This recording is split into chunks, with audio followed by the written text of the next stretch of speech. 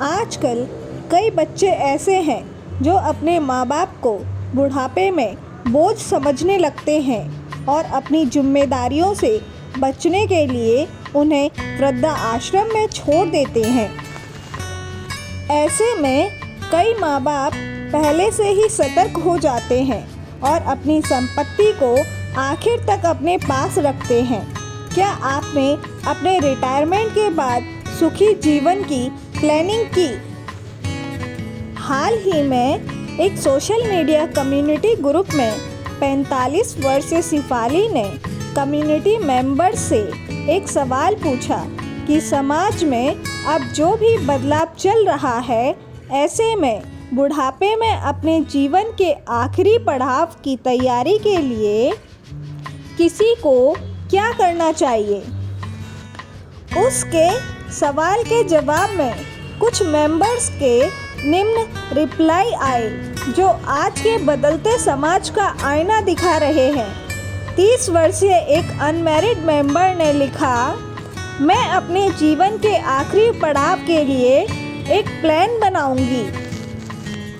अपने करीबी दोस्तों के साथ रहूंगी, इतनी सेविंग कर लूंगी कि अपने लिए अटेंडेंट का खर्चा उठा सकूं, अपनी हेल्थ पर इन्वेस्ट करूंगी।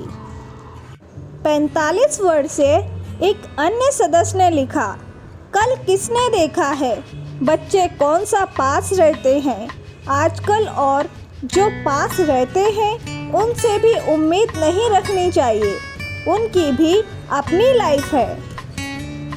एक अन्य सदस्य ने लिखा, हमें अनाथ आश्रम या किसी ओल्ड एज होम में समय से पहले ही चले जाना होगा।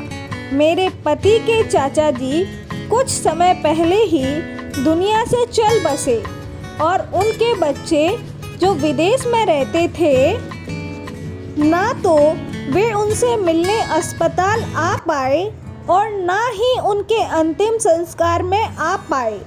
किसी ने यह सुझाव दिया कि आप रिटायरमेंट के लिए जितना संभव हो सके उतनी बचत करें और बाद के जीवन की देखभाल के लिए अपनी संपत्ति बेचने के लिए तैयार रहें।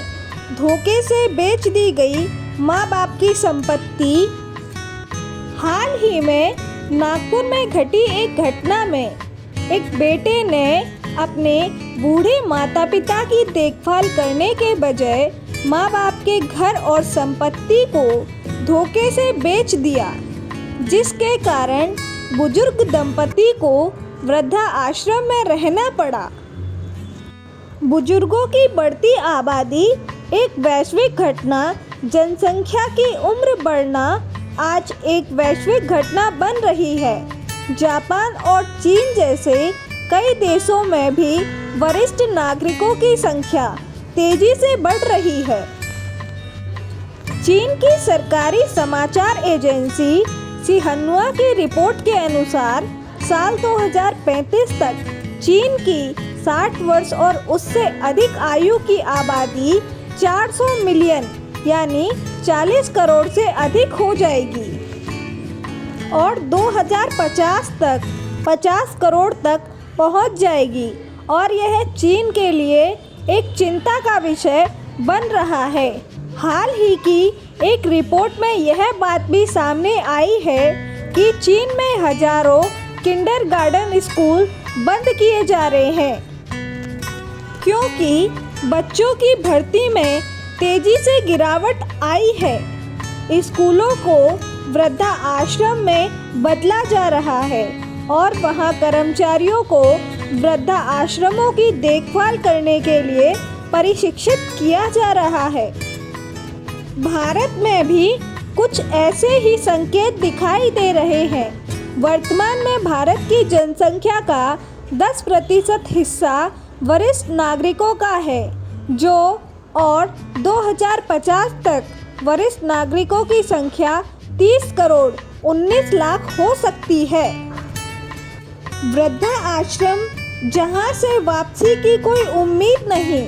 हर साल वृद्धाश्रम में बुजुर्गों की संख्या बढ़ रही है। घर वापसी के इंतजार में बुजुर्गों की आंखें पथरा गई हैं, लेकिन वहाँ से वापसी की कोई उम्मीद नहीं। वृद्धा आश्रम ऐसे जेल बन रहे हैं जैसे जहाँ एक बार जाना यानी बाकी की बची उम्र वहाँ कैद ही कर रह जाना हो रहा है। बच्चे बुढ़ापे में केयर करेंगे इस बात की कोई गारंटी नहीं है। निखिल कामत ब्रोकरेज फर्म जीरोधा के को-फाउंडर निखिल कामत ने हाल ही में पॉडकास्ट WTF में बच्चों को लेकर अपनी सोच बताते हुए कहा है कि वह केवल इस उम्मीद में है कि उनके बूढ़े होने पर बच्चे उनके बुढ़ापे का सहारा बनेंगे, उनकी देखभाल करेंगे। वे अपने जीवन के 18-20 साल किसी बच्चे की परवरिश में खर्च नहीं करना चाहते। उसी पॉडकास्ट में उन्होंने यह भी कहा है कि अपनी विरासत को आगे बढ़ाने के लिए उन्हें किसी बच्चे पैदा करने का कोई शौक नहीं है। इसी सोच के साथ हाल ही में निखिल कामत साल 2010 में वॉरेन बफे और बिल गेट्स द्वारा स्थापित द गिविंग प्लेज का हिस्सा भी बन गए हैं और अजीम प्रेमजी, किरण मजुमदार सा, रोहिणी व नंदन नीलेकणी के बाद वे इस अच्छे काम में शामिल होने वाले चौथे और सबसे युवा भारतीय बन गए हैं। गिविंग प्लेज एक अभियान है जो दुनिया भर के अमीरों को अपने जीवन काल में या फिर अपनी वसीयत में परोपकार के लिए कम से कम आधी संपत्ति दान करने के लिए प्रोत्साहित करता है। बुजुर्गों का आर्थिक रूप से मजबूत और हेल्दी होना बेहद जरूरी है। देखने में आया है कि उन बुजुर्गों के साथ दुर्व्यवहार अधिक होता है जो आर्थिक रूप से अपनी संतानों पर निर्भर होते हैं। कुछ बुजुर्ग भावुक होकर अपने जीते ही अपनी वसीयत संतानों के नाम पर कर देते हैं या कई बार बच्चे जबरदस्ती अपने माँ बाप की संपत्ति को अपने नाम करवा लेते हैं और फिर माँ बाप के साथ दुर्व्यवहार करते हैं। NGO हेल्पेज इंडिया द्वारा किए गए एक राष्ट्रीय सर्वेक्षण के अनुसार कम से कम 47% बुजुर्ग अपने परिवारों पर आर्थिक रूप से निर्भर हैं और 34% पेंशन एवं सरकारी नकद हस्तांतरण पर निर्भर हैं। ऐसे में प्रत्येक बुजुर्ग के लिए यह अत्यंत जरूरी है कि वे बुढ़ापे में आर्थिक रूप से मजबूत रहें। निम्नलिखित तरीकों से आप अपने फ्यूचर को प्लान कर सकते हैं ताकि बुढ़ापे में आपको कोई दिक्कत ना हो। वित्तीय सुरक्षा के लिए योजना और बजट बनाएं, आपातकालीन निधि बनाएं और रिटायरमेंट के लिए इन्वेस्ट करें। लॉन्ग टर्म केयर ऑपरेशन पर विचार करें, जैसे कि सहायता प्राप्त आवास या घर में केयर गिवर के बारे में पहले से ही जानकारी प्राप्त करें और उसकी योजना बनाएं। सेम एज ग्रुप, फ्रेंड्स, परिवार और कम्युनिटी के मेंबर्स के साथ हेल्पिंग नेटवर्क बनाएं। उनके साथ रिलेशनशिप डेवलप करें जो बुढ़ापे में ज़रूरत के समय आपकी मदद कर सकें। व्यायाम और हेल्दी डाइट रूटीन को अपनाकर हेल्दी रहकर लंबे समय तक इंडिपेंडेंट रहने में मदद मिल सकती है। आए दिन खबरों में देखने पढ़ने को मिलता है कि बुजुर्गों के माता पिता को उनकी संतान अब बेसहारा छोड़ देती है। जब उन्हें सहारे की सबसे ज़्यादा ज़रूरत होती है तब कई बार बच्चों ने प्रताड़ित तक किया होता है। ऐसे में अपनी प्रॉपर्टी की सेफ्टी सुनिश्चित करने के लिए वसीयत, पावर ऑफ अटर्नी और अन्य संपत्ति योजना दस्तावेज बनाएं। जीवन के संध्या काल के लिए अपने कई शौक या हॉबी बनाए रखें। इससे बुढ़ापे में व्यर्थ की चिंताएं नहीं सताती और समय काटने का एक क्रिएटिव जरिया मिलता है।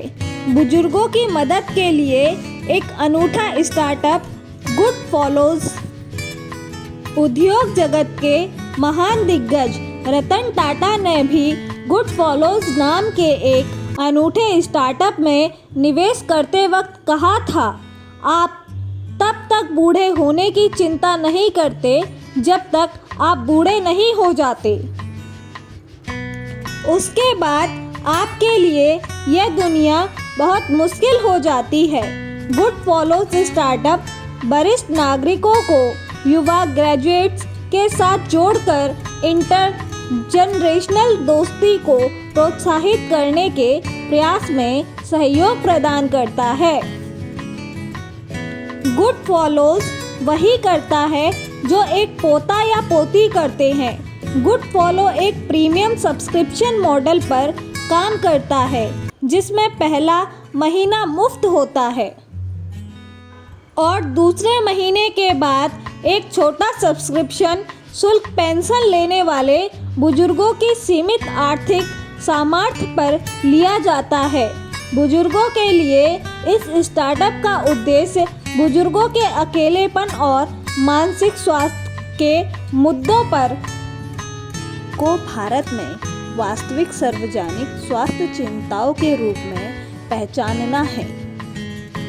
इस लेख का मुख्य नैतिक संदेश यह है कि बुजुर्गों को आत्मनिर्भर, आर्थिक रूप से सुरक्षित और मानसिक रूप से सशक्त होना चाहिए ताकि वे अपने जीवन के अंतिम पड़ाव में सम्मान और सुख के साथ रह सकें। जीवन की कुछ मुख्य नैतिक बातें। आर्थिक आत्मनिर्भरता बुजुर्गों को अपनी संपत्ति और बचत को बुद्धिमानी से संभालना चाहिए ताकि वे दूसरों पर निर्भर न रहें। परिवार पर पूरी तरह निर्भरता उचित नहीं। आजकल बच्चे माता पिता की देखभाल करेंगे या नहीं, इसकी कोई गारंटी नहीं होती। इसलिए बुजुर्गों को अपनी देखभाल की योजना खुद ही बनानी चाहिए। सामाजिक समर्थन का महत्व। अकेलेपन से बचने के लिए बुजुर्गों को दोस्तों, समुदाय और हेल्पिंग नेटवर्क से जुड़े रहना चाहिए। स्वास्थ्य का ध्यान रखना जरूरी। शारीरिक और मानसिक रूप से स्वस्थ रहना जरूरी है ताकि वृद्धावस्था में स्वतंत्र रूप से जिया जा सके। नैतिक जिम्मेदारियां। बच्चों को भी यह समझना चाहिए कि माता पिता ने उनके पालन पोषण में अपना जीवन समर्पित किया है, इसलिए उनका सम्मान और देखभाल करना उनकी नैतिक जिम्मेदारियां हैं। इस कहानी का निष्कर्ष यह निकलकर आता है कि समाज में बदलाव आ रहे हैं, लेकिन बुजुर्गों को अपने भविष्य की सुरक्षा के लिए खुद ही कदम उठाने होंगे। साथ ही यह भी जरूरी है कि युवा पीढ़ी अपने माता पिता और बुजुर्गों के प्रति संवेदनशील रहे और उन्हें अपेक्षित महसूस न होने दें। धन्यवाद दोस्तों, अगर आप सभी को यह वीडियो पसंद आई हो तो कृपया इसे लाइक, शेयर एंड सब्सक्राइब अवश्य करें। साथ ही अपने दोस्तों के साथ एवं प्रियजनों के साथ साझा करना ना भूलें। धन्यवाद।